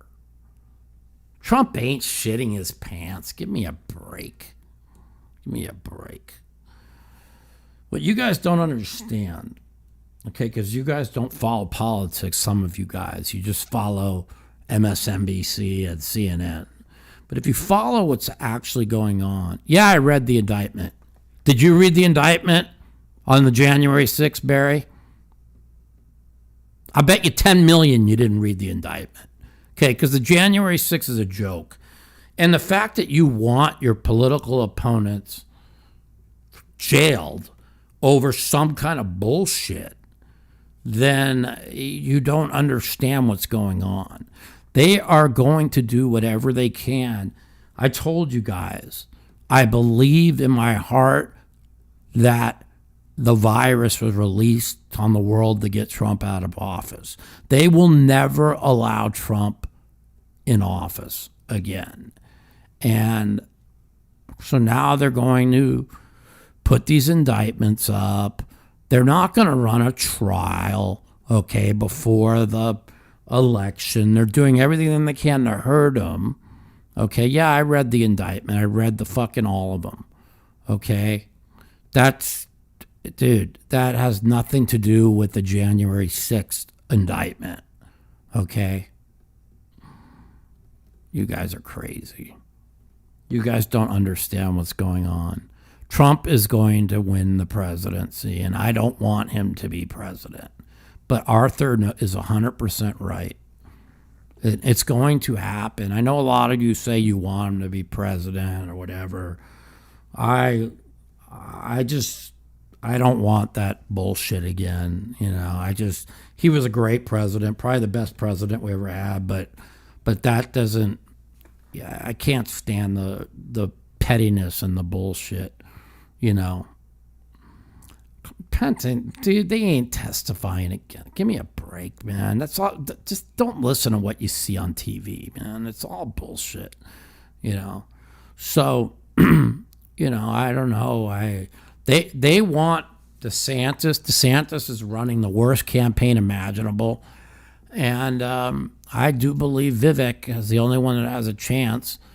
And here's what the problem is, okay, is DeSantis hired anti-Trumpers, He's got the Paul Ryan Bush end of the GOP backing him, and they are hated by the MAGA wing of the party.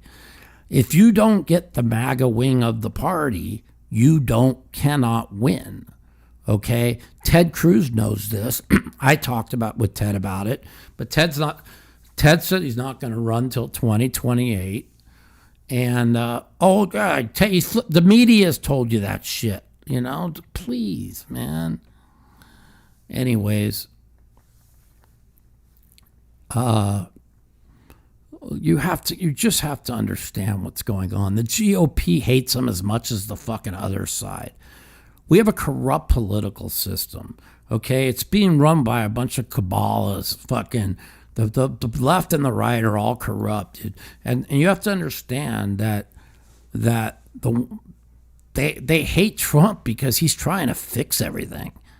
And you guys don't understand that. And there's nobody like you have DeSantis. He's a phony. He's now been shown as a phony. And you sit there and you say, "Oh, well, I don't like Vivek because he's going to what's it called?" There's not one person that's going to win the primary without saying that they're going to pardon Trump. You can't win.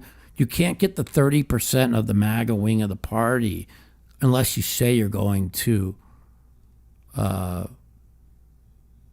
get rid of, pardon Trump.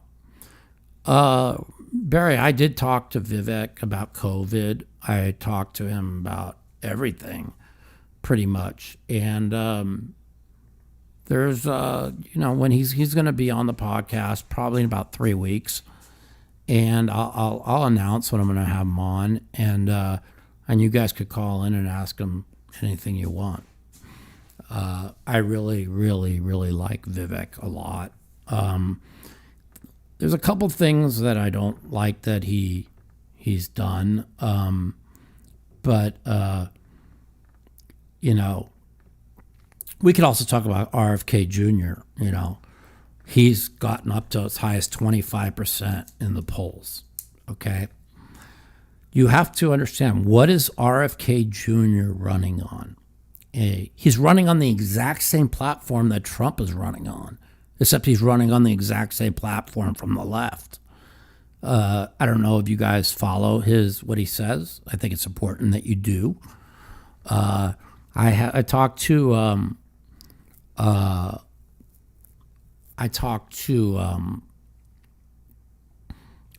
somebody that's high up in the GOP about 3 days ago, and he asked me, why do so many people on the right support RFK Jr.? And I gave a really, really good answer. And the answer is really simple. Do you guys know why the right is supporting RFK Jr.? Well, Barry, you think he's a joke because the media you watch tells you all the bad things about him. Why don't you read the book, The Real Anthony Fauci? Go read it. Go out and buy it. Matter of fact, if you send me your address, I'll buy it for you, and I'll send it to you. Go read his book, The Real Anthony Fauci.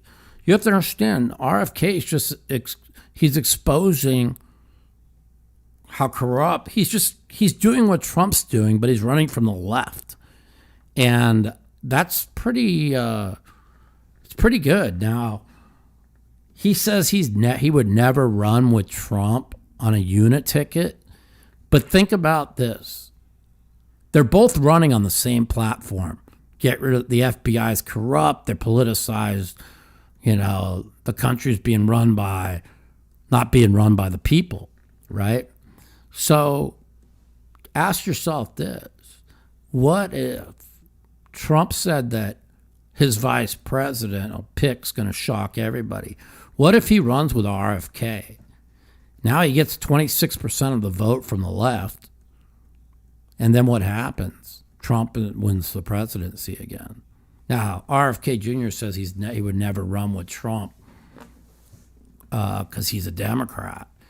But I've been telling you guys forever, the GOP is where the Democrats were up until 2008. And the Democrats have lost their fucking minds. I mean, the Democrats they've lost their fucking minds, you know? It's just like, they just have. I mean, you think Elon Musk and Joe Rogan are right-wingers now? They haven't moved. They haven't moved. They just don't want 10, 11-year-old kids being transitioned in from girls to boys and boys to girls. You know, that's what the Democrats run on. And anyways, the fact that anybody wants, they're so far left. They're against free speech. Stephen's 100% right. I mean, and the thing is you don't have to watch Fox News or CNN or MSNBC. Just go to Twitter. Everything's got community notes on it. So if you see something and it doesn't have a community note checked on the bottom that's political, well, it's fucking true. Okay? But I've seen things on the left and right on Twitter that gets corrected, and community notes is the fact that do you guys realize what Elon Musk did the other day? He said, if you lose your job or you lose anything based on any free speech you said on this platform, we will pay your lawyer bills in full, no limit. Did you guys see that? Did you see that? Do you understand how much money Elon Musk is going to put out to the public for people who have lost their jobs over free speech? Let me ask you something. Anybody, if you're not for free speech, then you shouldn't be living in this country. There's no such thing as hate speech. YouTube will probably take down this. Maybe they won't take this one down because I've been pretty careful what I say. Be careful, but they might want to. But they might. They demonetize my show all the time because they're anti-free speech. They're communists. You know? I don't understand anybody's against free speech. I mean, I don't understand how you could be against.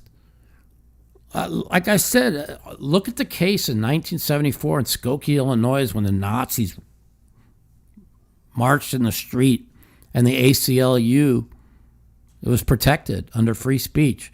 Now, if you march in the street, they'll arrest you. It means you're against free speech. You could say whatever you want about me. You could say whatever you want. I don't understand the January 6th indictment. Yeah, yes, I do, bro. I've read it. It's 45 fucking pages. It'll take you 30 minutes to read. It's a bunch of made up bullshit.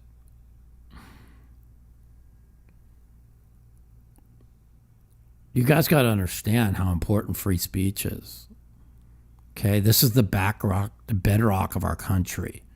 Okay, they're trying to indict Trump for what he said about the election being stolen. The Democrats said the same thing in 2016 and 2018 and 2004. They called him a fake president that was elected by Russia for 3 years. That was proven to be false.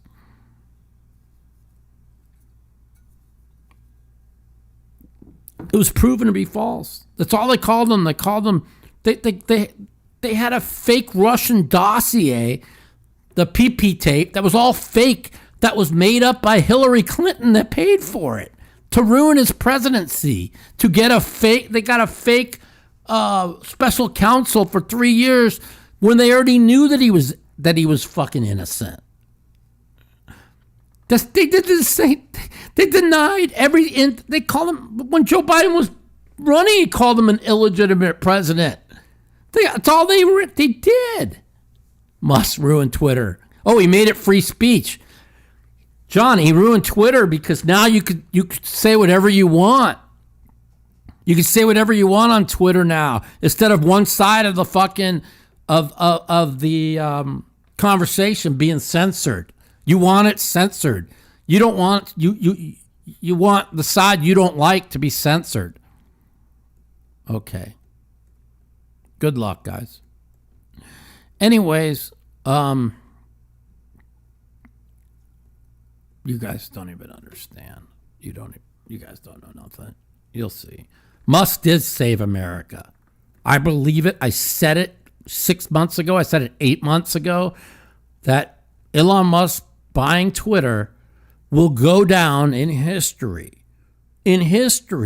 as the savior of this country, the savior of free speech. You'll see. You'll see. 5 years from now, you'll see. You know what I mean? You'll see. Yeah, Barry's never read the indictment. He hasn't read shit, okay? The only thing, like I said, that the only case they have is maybe the document case. All the other shit is bullshit. Yeah, what did he do to destroy Twitter? Tell me. Oh, he let people on that you don't like. People that talk opposite of what you think. So he destroyed it. How could you be against free speech? How could any of you guys be against free speech? Community notes are the best, too. Yeah. Well, what's wrong with Putin? How do you know that he's bad? The media told you he's bad? I didn't understand the indictment. I read it, dude. Give me a break. You guys got to stop fucking telling you, man. Don't fucking watch Fox News. Don't watch MSNBC. Don't watch CNN. Follow people on the left and the right on fucking Twitter. Everything's checked by community notes, and that's it. Listen, I'm not a big fan of the far right or the far left. I've told you guys that these people are crazy. You know, the far right thinks that Trump's the Messiah and he's done nothing wrong. Okay, if you think like that, you're a fucking idiot. Okay, but if you think Joe Biden's a good president and he's an honest guy, then you're also a fucking idiot. So that's just it. You know, here's the thing is, oh, I didn't do this, I didn't do that, I didn't do this, I didn't do that, I didn't do this. And on the MAGA people like, yeah, Trump's innocent of everything. Well, Trump's probably guilty of 20% of the shit that they say he is. Joe Biden's fucking guilty of 100% of the things they say he is. You know, but you can't run a country like this, you know. They don't want to release another virus, so they got the indictments now. Anyways, I'm not going to go into that. They'll never tell you the truth. I know the truth, and but Biden does shake hands with ghosts. He doesn't know where he's at.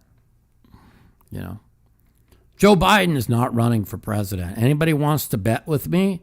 You could just bet with me, and you could post up all you want. Joe Biden is not running in 2024. The only way Joe Biden runs in 2024, and that's a very slim, is if they can't put Trump in jail or if they can't get somebody else to win the primaries. Who do I think is going to run? They're going to run Gavin Newsom, the fucking piece of shit from California. He's a real phony.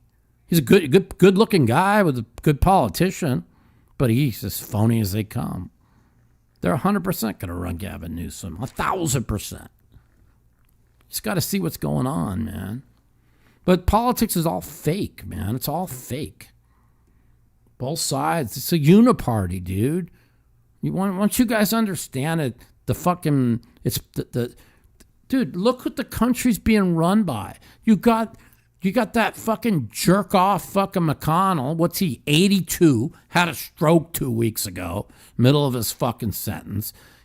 You got that idiot. You got Schumer, he's 80, 81. You got that fucking brain dead idiot Pelosi. She's what, 83? They even got what's her name? She's 92, Feinstein. I mean, do you understand?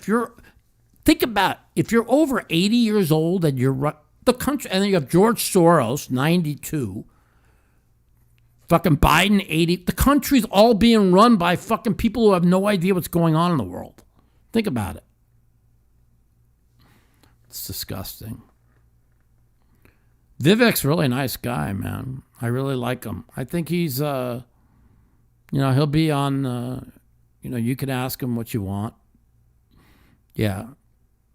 Rick, listen, he doesn't even get 81 people to watch a speech, let alone 81 million. Anyways, 702-329-0480.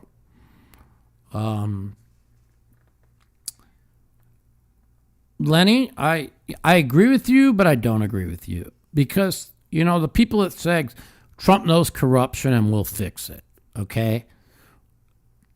Agree. And that's what they're scared of, okay? On one point. Disagree on a point of he was in office. He didn't drain any swamp. He hired swamp creatures. The thing is Trump only went along with them 50%. You got to go along with them 100%. And so the more indictments they throw at him, the stronger he gets. The Democrats are making a huge mistake. Welcome to the Mouthpiece. This is Mike. Hey, Mike, how you doing, buddy? Good, buddy. How are you, man? Oh, not too bad. Hey, just wanted to give you kudos on the World Series. Thanks, buddy. Yeah, you said, hey, you made some mistakes. Most guys aren't willing to admit that, Yeah. So. Well, I would have at least one bracelet, maybe two, if I didn't make mistakes. But when you make a mistake, you got to get lucky. Josh Arya made a massive mistake against me, which would have crippled him on day 2, and he hit a 2-outer. So that's the difference. I made a mistake. Oh, absolutely. Absolutely. I mean, well, let's face it. I mean, to win a bracelet, you have to get lucky at some point in the tournament. Yeah. Yeah, for sure. So, and I got lucky when I made the quad threes against Aces Full for 260,000 chip pot at 40K big blinds. And then I ran it up to 900 and I found a way to get head up, So, you're right. To win a tournament, you have to get lucky. And you got to be an outstanding player, but luck does play a factor. Otherwise, like Phil said, he'd win them all. Yeah, well, I would have. If I played my best, I believe I would have won. I thought the guy Martin played head up with played good, but he wasn't anywhere in my class. And if I played my best, you don't have near the experience. Yeah, it's my best game. I played 1 million hours of head up, and I didn't play my best. I'm not going to lie, but I'm not going to take away from him winning. I'm not going to take away from him winning because he played good, and I didn't play my best. And if I played my best, even when I got to 5.5 million and he had 8.5 million, and we were at 500K big blinds, so I still had, I had 11 big bets, 3-4 hand pots of the river. If I played my best, but he made 3 mistakes, and he got half on 2 and scooped 1. When the deck is going your way, I made 2 mistakes. I made 2 mistakes and got punished in both. So that's just the difference. Right. No luck on it. Right. But if even with him making the 3 mistakes and getting out on 2 of them, right? if I played my best, I still believe I would have won. So, listen, it was his day. It wasn't mine. I thought it was going to be my day, and I was wrong.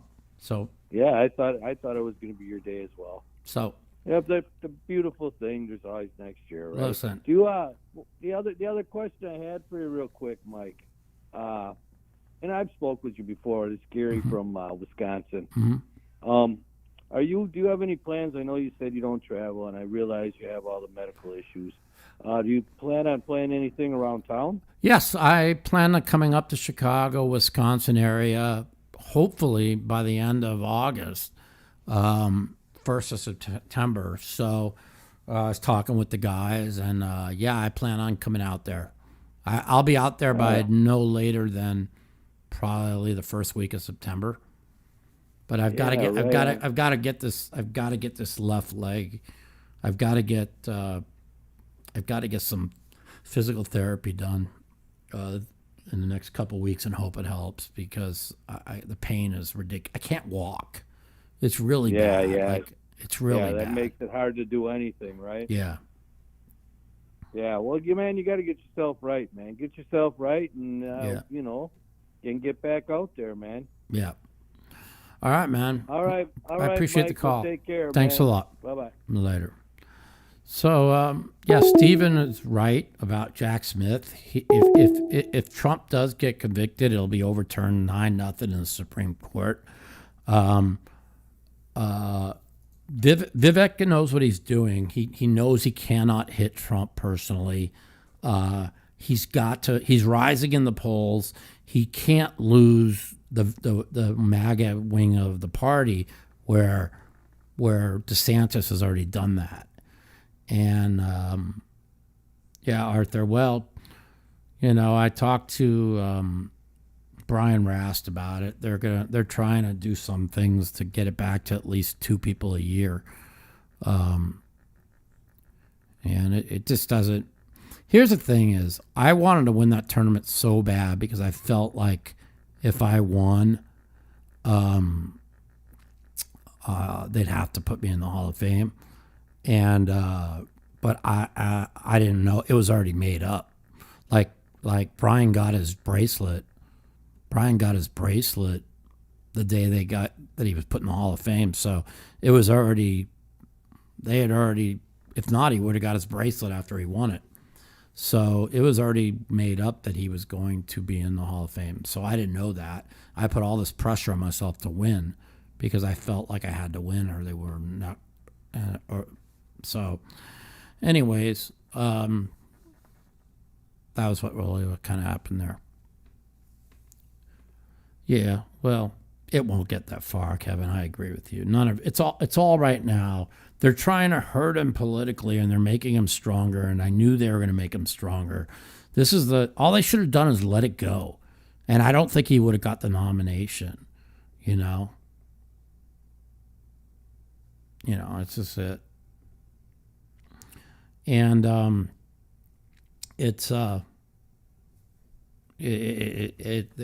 I read a lot of people that are like, they don't want to be in a banana republic. They don't want to be in a country where they jail their opponents. They didn't jail them. They didn't write any indictments a year ago on him. They're writing the indictments now because they can't beat him in the polls. They know that Joe Biden can't beat him. There's too much corrupt shit on him.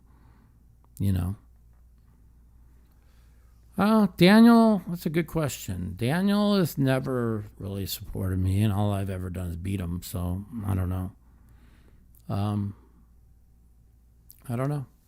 It is what it is.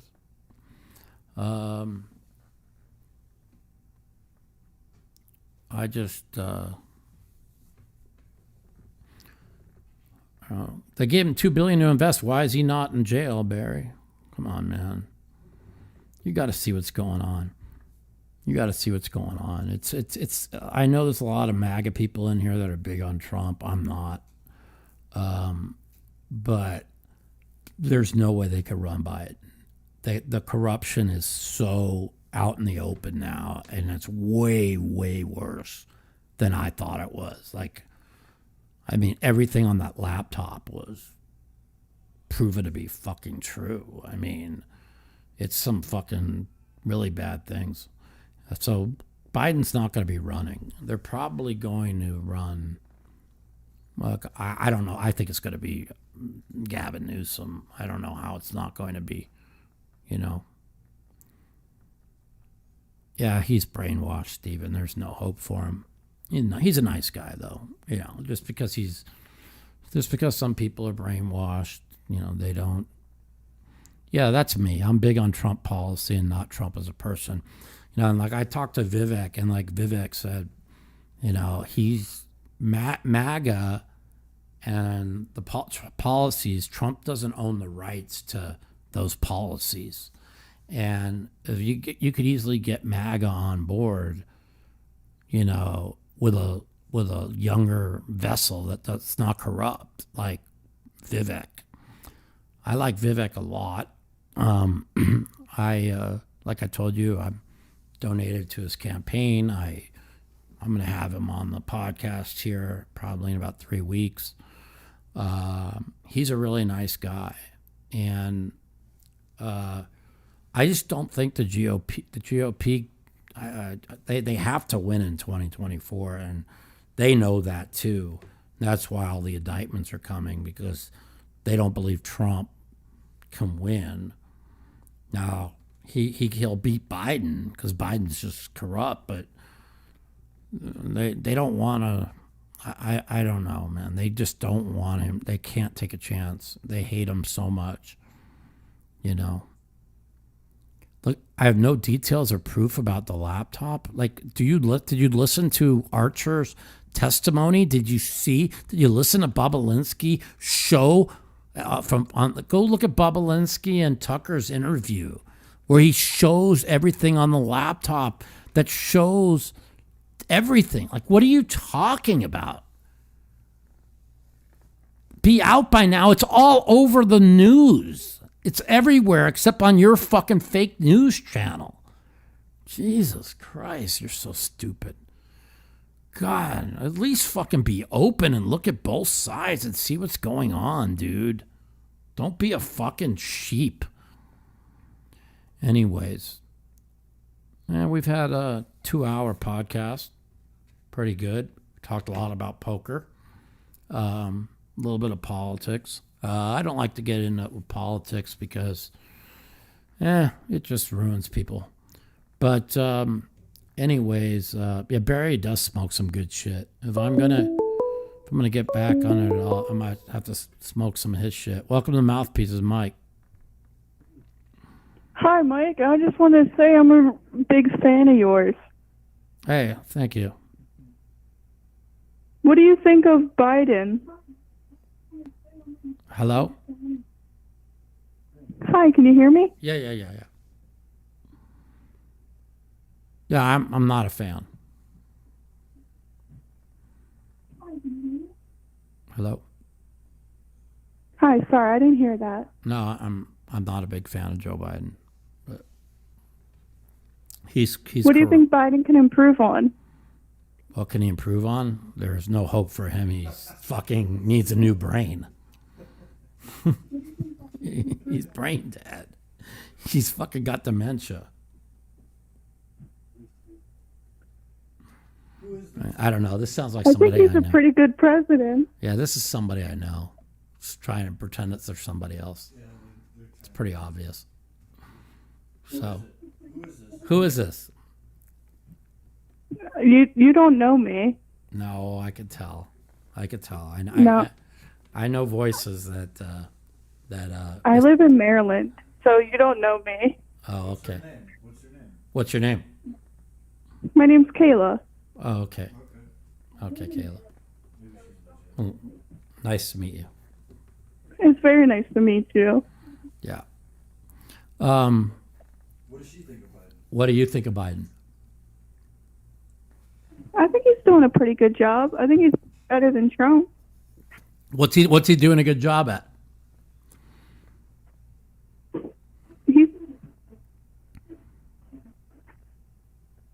He's what? What's he done good? Hello? You got to tell me what he's done good. He's brought everybody closer. Oh, come on.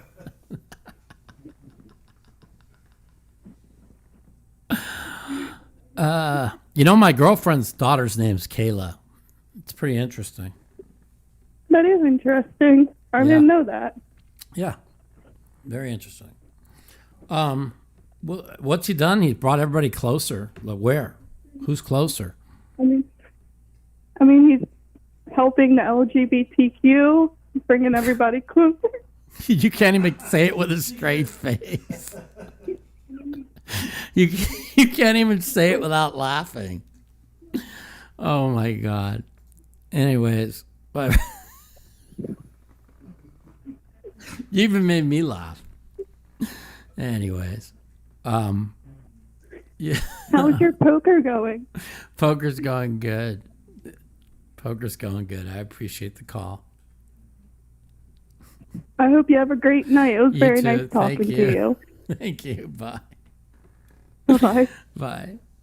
Oh, God. That was funny. That probably was fucking Kayla calling. Oh, my God. Can't even keep a straight face. Help the LGBTQ. That was funny, though. Oh, my God. Anyways, it's funny. Okay, you say softball questions, so I'm going to have Vivek on the show. Listen, he's gonna talk for about 30 minutes, and then he's gonna take about 5 questions. So, all you anti-American, anti-free speech, fucking brainwashed libtards that are watching can call in and ask Vivek any question you want. But I'm only going to be able to take about 5 phone calls because he's really busy. So I'll let you know when I'm going to have him on, and we'll go from there. But it probably in the next 3 weeks, and I'll put it all on Twitter, and I'll let you guys know. Anyways, aliens. Yeah, what's funny is every single day all that horrible negative shit came out on Biden, they put another indictment out on Trump. Every day. As soon as the stuff on Biden came out, they threw another indictment out. And then they threw the aliens out. How come if they just said they have aliens and they've recovered non-human aliens, shouldn't this be the biggest story in the United States and the world? No, because they're all liars. They just make shit up. Why did that alien think that came out? Because the worst shit on Biden came out that day. Don't you guys understand? The media is all corrupt. All they do is deflect from the real fucking criminals. Show me the person, I'll show you the crime. That's a fact. Stalin said that. You can find a crime on anybody. They could put me away for life if they wanted to. Sure, they'll find something. They could put everybody on that's in this chat away. They'll find something on them. Just dig. They'll find something. Like you were shorted your taxes $20 somewhere. Who the fuck knows? He did. Hey, Stephen, he did cure cancer. Didn't you know that? He told everybody 2 weeks ago that he cured cancer, and he said 100 people died from COVID. Did you know? He cured cancer, and 100 people died from COVID, all on the same day. That's how dementia. Yeah, Stephen's laughing because it's so scary. It's so fucking scary. It's unbelievable. Like they're not allowing any debates because he can't fucking speak. It's so funny. Anyways, yeah, questioning elections is a crime if you're a Republican, but it's not if you're a Democrat. They called him an illegitimate president for 4 years, and they blame Russia for 3. They think everybody... Here's the thing is, I didn't realize how stupid everybody was and how nobody had a memory that could go past 2 weeks until COVID came out. Then I realized how dumb everybody is. Anyways, Trump's going to have to debate. Anyway, Chino will pay you back. He pays everybody back. Just take some time. Well, I'm a Putin supporter. You going to call me anti-American? I'm not a Putin supporter. I just know that what's going on in Ukraine with the Ukrainian Nazis and the fucking corruption. And Vivek came out the other day and said, we're probably at war with Russia because of the corruption in Ukraine. Did you see that one? No.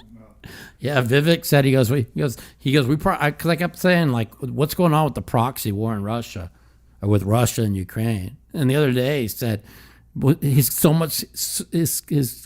corrupt. There's so much corruption with him and his son in Ukraine. They probably had to put the fake war out there to funnel more money. It's pretty funny. Anyways, all the news tells us is what they want us to know. 100%. Biden clearly has Alzheimer's, 100%.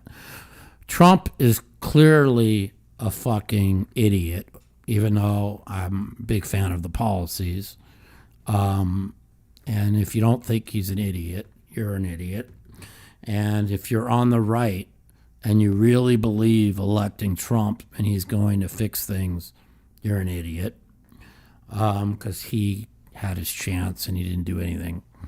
And so if you're on the right and you want to fix things, you got to vote for Vivek or Tim Scott, or you got to do, I don't know. We just need to get anybody to win a nomination but Trump, I think. He is, Barry, but you know what? The things that you say make me, I don't think you're mentally ill. You're just brainwashed. You need to really understand what's going on. Yeah, Trump is running to stay out of prison. No. Yeah, really? He announced he was running like, what, a year ago? Like he's getting more powerful the more indictments they put on him. They're so stupid. Do I think he wants to help this country? 100%. 100%, because I know what Ted Cruz told me. And Ted was pretty drunk when he told me. And when you're drunk, you always tell the truth. He truly believes. He said Trump isn't the same thing I say. He's a narcissist and he's got a sickness. But he said he cares about the country more than anybody he's ever met. And which I believe that. So anyways, I disagree with both of you guys, but I'm going to get going. We've got about a 2.5 hour podcast. Talked a lot about poker. We talked some politics. We're going to talk more about sports next week. Right now, it looks like I got 2 bets I'm going with. I love the Bears over 7.5. I think they've really improved their team in a weak division. They have the easiest schedule in the NFL. And I think I'm going to go under on Carolina 7.5. How's a rookie quarterback that's 5'10", 190 pounds, going to win 8 games for Carolina? I just don't see it. But we'll see. Yeah, we'll talk some NFL next week. Yeah, what happened to the aliens? They announced before Congress that they had aliens the day that the biggest news on Joe Biden came out and the corruption of the $10 million. Wow, just a coincidence. Talk to you guys next week on the Mouthpiece. Thanks for the calls.